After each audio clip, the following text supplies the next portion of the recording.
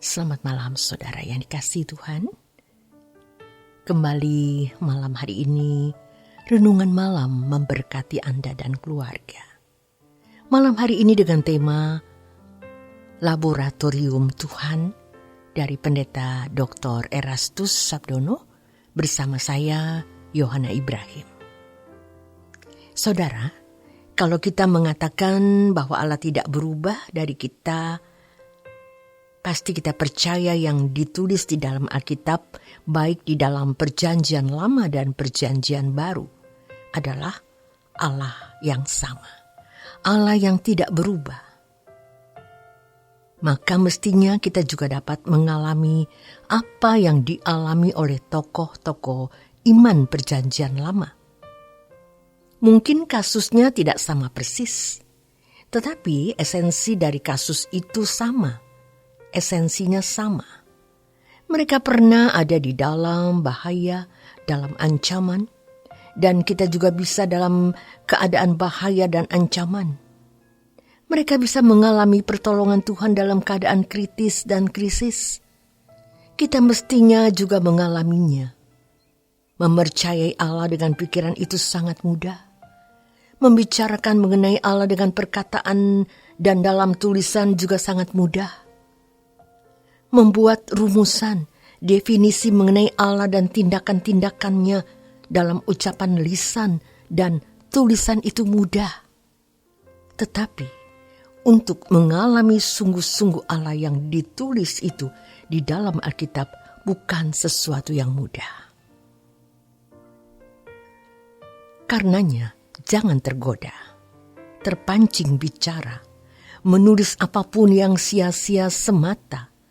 Berbicara, menulis hanya karena mau dianggap someone, dianggap tahu, mengerti pintar, bergelar, dan dari semua kesombongan dan Allah menentang orang sombong.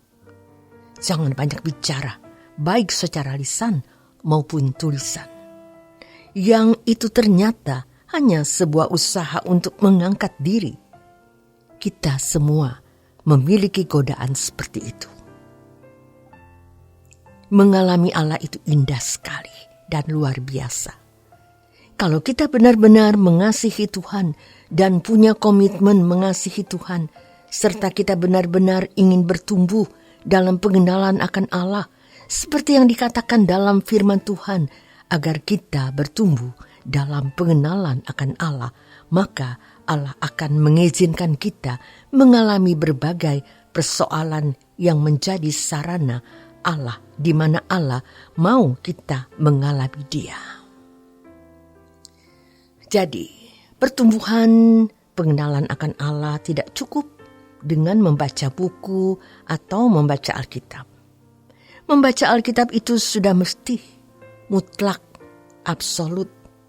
Tapi lebih dari sekedar membaca, yang kita baca dalam Alkitab harus kita alami.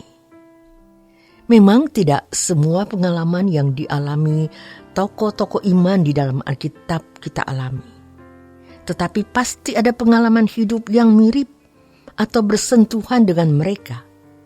Dan bagi kita yang benar-benar mengasihi Allah, kita harus bertumbuh dalam pengenalan akan Dia. Tuhan menyediakan ruangan untuk itu.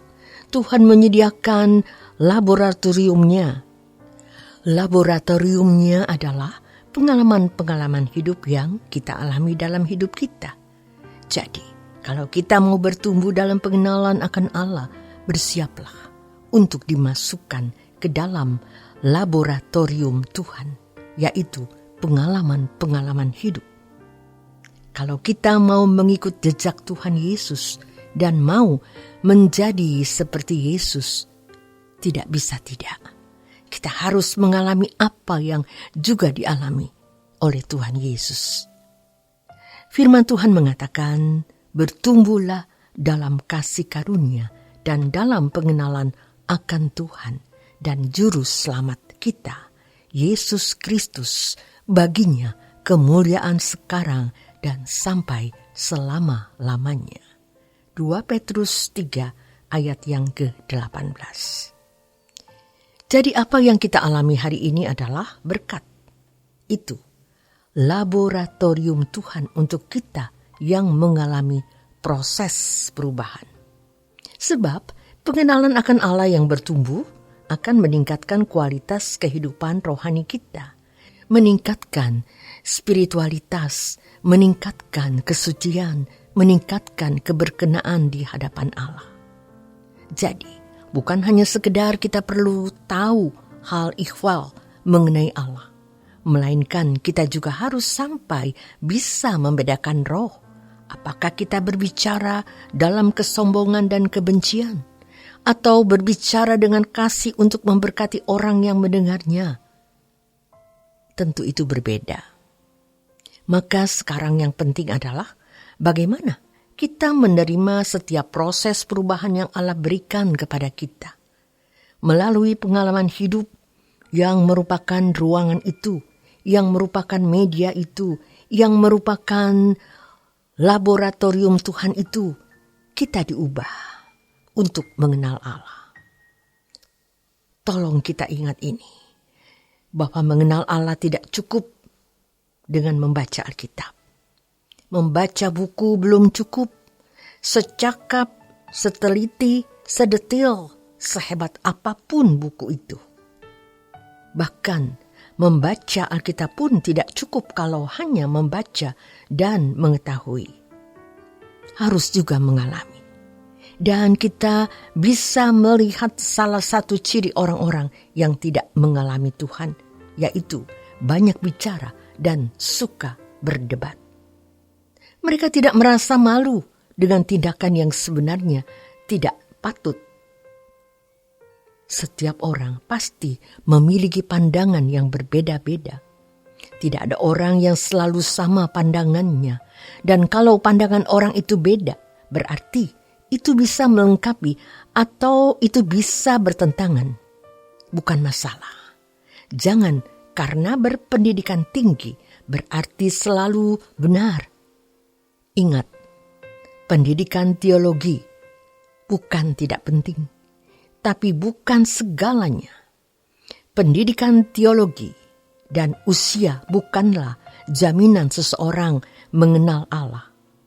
Banyak orang yang telah melewati tahun-tahun umur hidupnya tidak dalam pengenalan yang benar akan Allah. Melalui pengalaman hidup yang merupakan ruangan laboratorium Tuhan, kita diubah untuk mengenal Allah.